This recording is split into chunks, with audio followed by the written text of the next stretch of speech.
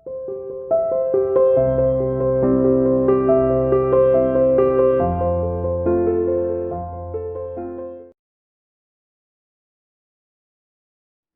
dear student, welcome to CA International School online classes.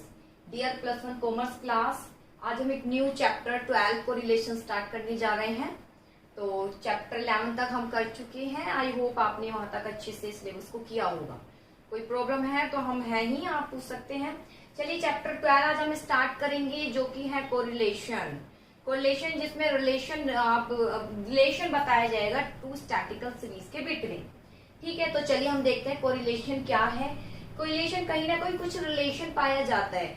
एक number increase हो रहा है तो एक नंबर डिक्रीज हो रहा है, तो उनमें कोई रिलेशन है, वो ही कहलाया जाता है कोरिलेशन। यानी दो कोरिलेटेड है, दो सीरीज एक दूसरे से रिलेटेड है, तब एक के नंबर बढ़ रहे हैं और एक के घट रहे हैं। जैसे कि मान लीजिए प्राइस इंक्रीज हो रहे हैं, किसी वस्तु के प्राइस इंक्रीज हो रहे हैं, तो उसके अगर आप डेटा देखोगे, डिमांड के डेटा बनाओगे, तो आप देखोगे डिमांड जैसे जैसे प्राइस इंक्रीज हुई, डिमांड डिक्रीज हो गई। डिमांड क्या हो गई? डिक्रीज। जहां उसके प्राइस के डेटा इंक्रीज हुए, वहीं डिमांड का अगर हम डेटा देखें तो डिक्रीज। एक लाइन इंक्रीज तो एक लाइन डिक्रीज, उन दोनों में रिलेशन है। प्राइस का डिमांड के साथ रिलेशन है, इसलिए प्राइस बढ़ा तो डिमांड डिक्रीज हो गई। वहां जो दो स्टैटिकल सीरीज के बिटवीन जो रिलेशन बताया जाता है उसे बोलते हैं कोरिलेशन। क्या बोलते हैं? कोरिलेशन। चलिए देखते हैं क्या है कोरिलेशन। इन स्टैटिकल मेथड में we focus on the analysis of one variable और वन स्टैटिकल सीरीज। अब तक हमने एक ही वेरिएबल, एक ही स्टैटिकल सीरीज पर स्टडी किया, जैसे पीछे हम करते थे। बस एक जैसे पॉकेट एक्सपेंसेस दे दी, उसका फ्रीक्वेंसी दे दी, इस तरीके से क्वेश्चन थे और कुछ नहीं थे। ठीक है, इन रियल लाइफ में, लेकिन अगर रियल लाइफ में देखें हम, टू और मोर देन टू वेरिएबल या स्टैटिकल सीरीज में be found B mutually related. अगर रियल लाइफ में देखें तो जो दो सीरीज है कहीं ना कहीं एक दूसरे से क्या होती है?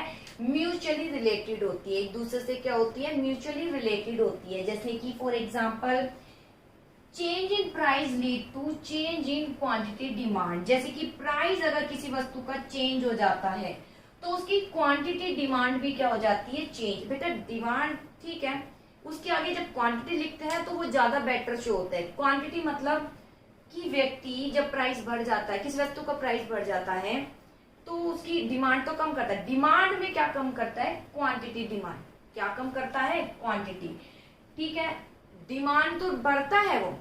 भाई अगर मान लीजिए कि किसी जो कंज्यूमर गुड्स है, हम कंज्यूम करते हैं डेली, आप जो है मान लीजिए आटा है, अगर उसका प्राइस बढ़ जाता है, ठीक है, प्राइस बढ़ जाता है, कंज्यूम तो आप करोगे ही, कंज्यूम तो आप करोगे ही।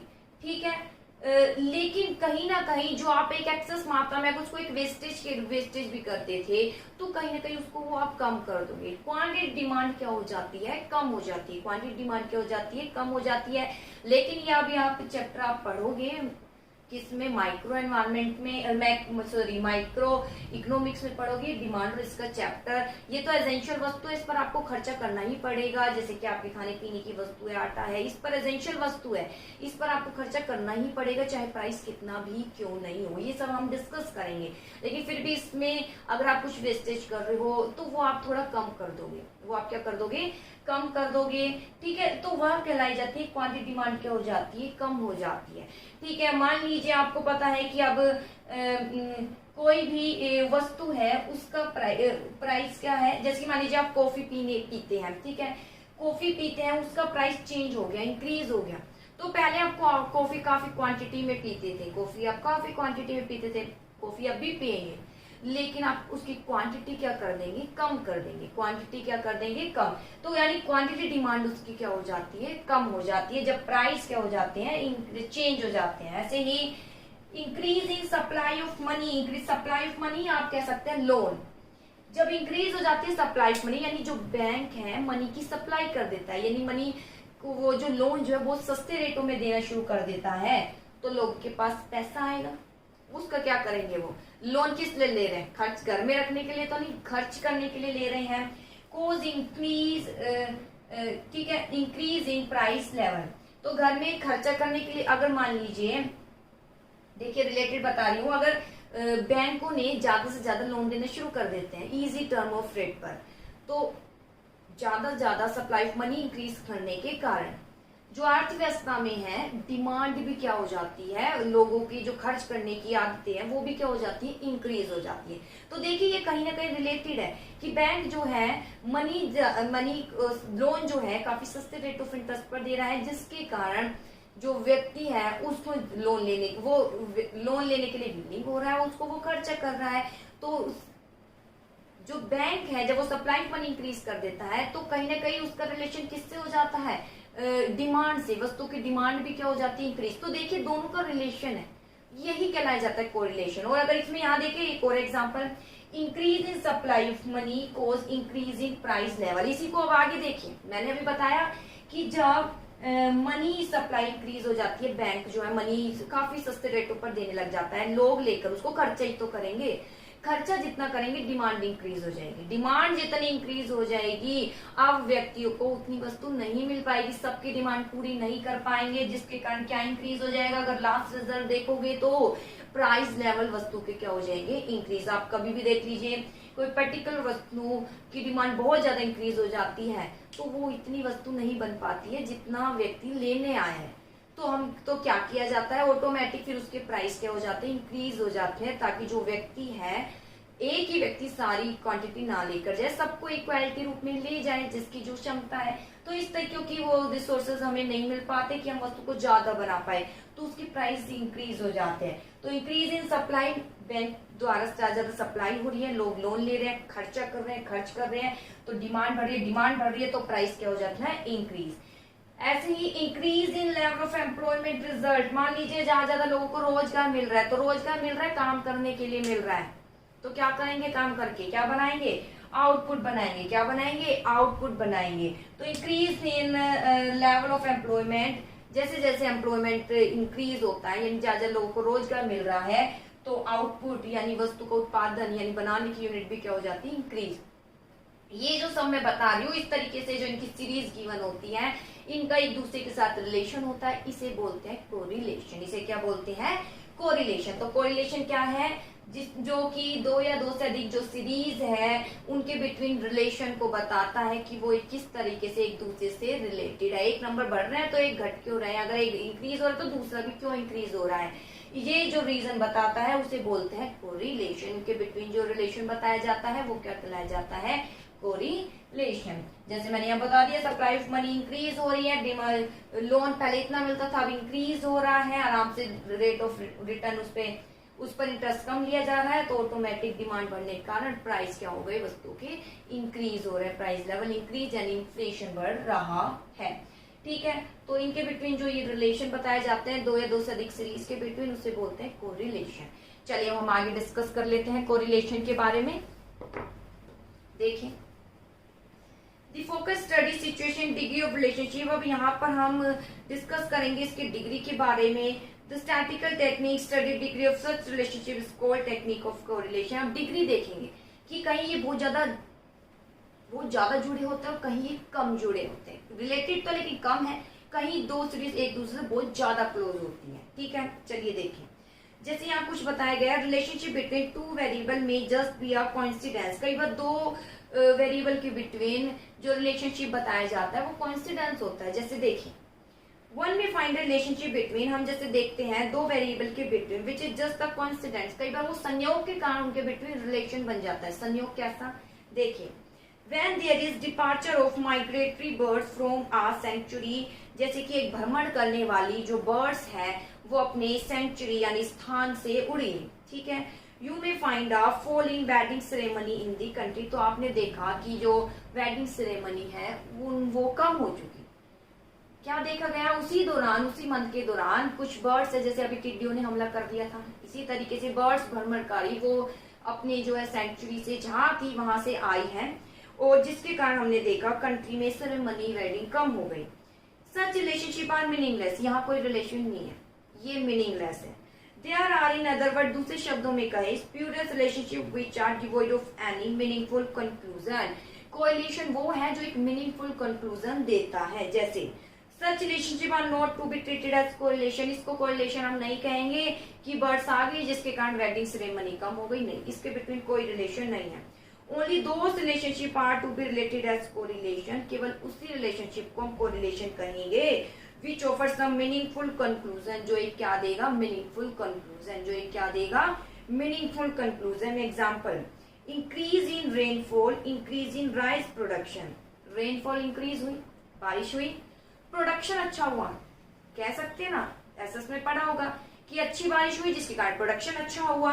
ये एक मीनिंगफुल कंक्लूजन है, दोनों का रिलेशन है, दैट मेक सेंस, यहाँ एक रिलेशन है। इस पर इंक्रीज इन पर capital increase and depth in decrease meaningful relationship, इसको हम कोरिलेट कर सकते हैं कि इनकम इंक्रीज हुई, डेप्थ रेट डिक्रीज हुई। कैसे इनकम इंक्रीज होगी, प्रायपत रूप से आप अच्छा जो है अपना ट्रीटमेंट कर पाएंगे, डेप्थ रेट डिक्रीज हो गई, इसको हम कहीं ना कहीं रिलेटेड कर देते हैं। ये कोइंसिडेंस है, हम इसको रिलेटेड कर सकते हैं और मीनिंगफुल कंक्लूजन निकाल सकते हैं, ये correlation. Good percentage of marks, हम इसको भी रिलेटेड कर सकते हैं कि फिजिक्स में जिसके मार्क्स अच्छे हैं वो मैथ में भी अच्छे मार्क्स लेगा, उसके मैथ में भी अच्छे मार्क्स होंगे।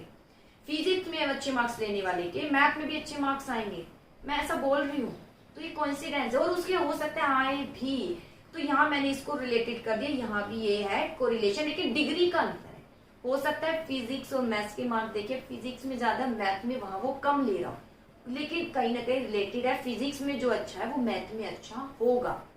जैसे कि आप +1 में कॉमर्स में आए, अगर ये कहा जाए साइंस लो, तो साइंस के लिए कहेंगे भी मैथ सब आपको अच्छे से आना चाहिए और आपकी साइंस भी अब पीछे जो आपने की है वो अच्छी होनी चाहिए, तो उसको कोरिलेटेड कर रहे हैं, वो और कुछ नहीं, कोरिलेशन है। सिर्फ डिग्री का अंतर है, कहीं बहुत ज्यादा रिलेटेड होता है तो कहीं कम। जैसे फिजिक्स को मैथ के साथ जोड़ दिया कि जिसके फिजिक्स में मार्क्स अच्छे हैं उसके मैथ्स में भी अच्छे होंगे मार्क्स, हो सकता है सबकी नहीं भी हो, लेकिन यहाँ पर डिग्री का अंतर है कि बहुत रिलेटेड तो है लेकिन बहुत ज्यादा रिलेटेड नहीं, लेकिन दोनों के बिटवीन रिलेशन है, इसे बोलते हैं कोरिलेशन। तो कोरिलेशन दो सीरीज के बिटवीन रिलेशन बताता है, किसी में बहुत ज्यादा क्लोज रिलेशन बता देता है तो किसी में थोड़ा कम रिलेशन बताता है, उसे बोलते हैं कोरिलेशन। होप आपको मीनिंग क्लियर हो गया होगा। दो सीरीज के बिटवीन जो रिलेशन को बताया जाता है उसे बोलते हैं कोरिलेशन। चलिए अब देखते हैं इसके टाइप क्या है।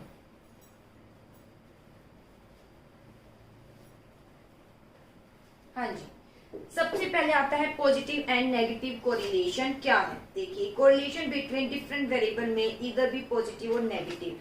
कोरिलेशन जो है डिफरेंट डिफरेंट होते हैं, ये पॉजिटिव भी होते हैं और नेगेटिव। देखिए पॉजिटिव कोरिलेशन क्या है, व्हेन पॉजिटिव कोरिलेशन, बहुत सिंपल, जब two variable move in same direction, दो वेरिएबल सेम डायरेक्शन में जाते हैं, जब एक इंक्रीज हो रहा है दूसरे भी इंक्रीज हो रहा है, एक डिक्रीज हो रहा है दूसरा भी डिक्रीज हो रहा है, उसे बोलते हैं पॉजिटिव कोरिलेशन।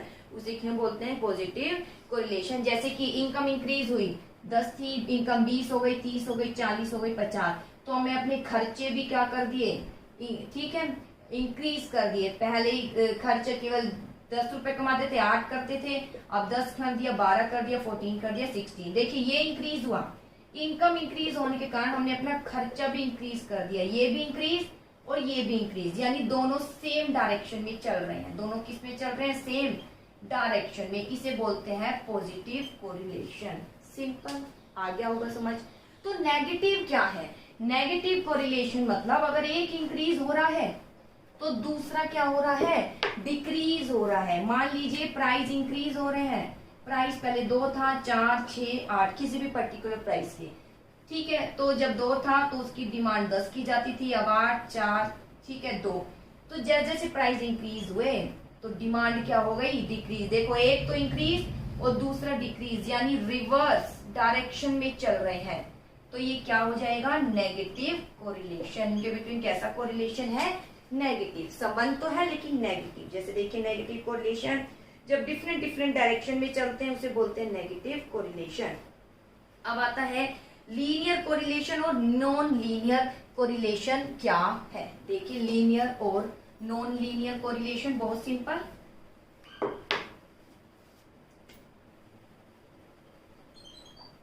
हाँ जी, when two variable change in constant proportion, जब दो वेरिएबल constant proportion में, ठीक है, चेंज होते हैं तो उसे बोलते हैं लीनियर कोरिलेशन।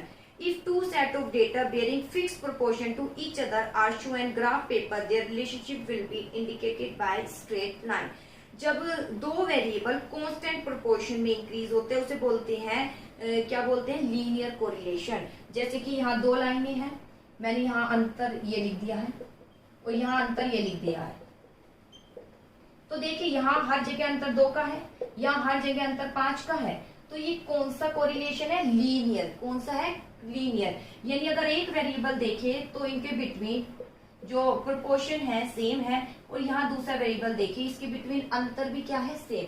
तो दोनों अपने सेम अंतर पर ही इंक्रीज हो रहे हैं, यानी कांस्टेंट प्रोपोर्शन पर इंक्रीज हो रहे हैं। इसे बोलते हैं लीनियर कोरिलेशन। इसे क्या बोलते हैं, लीनियर।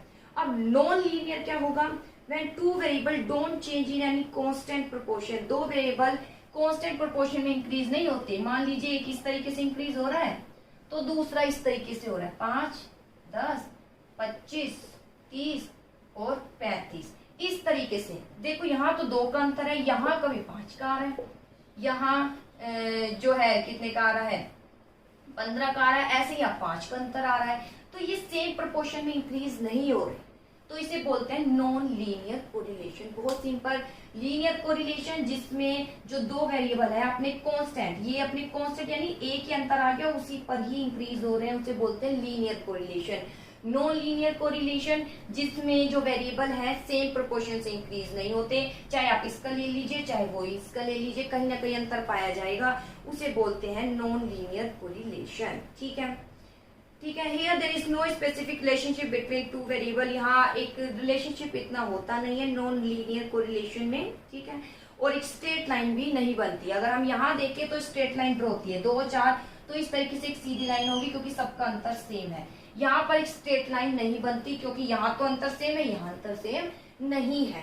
ठीक है, कभी वो बढ़ रहा है कभी बढ़ रहा है, ऐसे इंक्रीज घट रहा है, इस तरीके से बन रही है, ये कहलाया जाता है नॉन लीनियर। लीनियर जिसमें स्ट्रेट लाइन बनेगी, लीनियर बोलते हैं जिसमें स्ट्रेट लाइन, नॉन लीनियर जिसमें स्ट्रेट लाइन नहीं बनती है।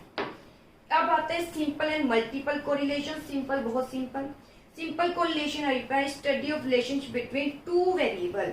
सिंपल कोरिलेशन जब हम केवल दो वेरिएबल के बिटवीन क्या करते हैं, स्टडी करते हैं। जैसे डिमांड और सप्लाई ले ली, या आपकी इनकम और क्या ले लिया, डिमांड ले ली। ठीक है, या वस्तु का प्राइस और डिमांड, कुछ भी ले लेते हैं। जब केवल टू वेरिएबल की ही स्टडी की जाती है तो उसे बोलते हैं सिंपल कोरिलेशन। जैसे प्राइस और डिमांड, सप्लाई और प्राइस, मनी सप्लाई और प्राइस अभी बताया था। मल्टीपल कोरिलेशन जब 2 या 2 से अधिक वेरिएबल हम एक साथ लेते हैं उसे बोलते हैं मल्टीपल कोरिलेशन। जैसे इन केस ऑफ सब correlation entire set of independent dependent variable is simultaneous study. जैसे कि इफेक्ट ऑफ रेनफॉल हुई, अच्छी बारिश हुई, manure, water etcetera per hectare, productivity of wheat are simultaneous study. जब अच्छी रेनफॉल हुई तो हम कहेंगे प्रोडक्शन अच्छा हुआ, लेकिन रेनफॉल का ये नहीं कि अच्छी रेनफॉल होने के कारण प्रोडक्शन अच्छा हुआ है। इसमें जो है वाटर का भी है, मैन्योर का भी है, सबका हाथ होता है, व्यक्ति की मेहनत का भी हाथ होता है। तो जब 2 या 2 से अधिक सीरीज का वेरिएबल का अध्ययन करेंगे उसे बोलेंगे मल्टीपल कोरिलेशन। 2 का है तो वो सिंपल।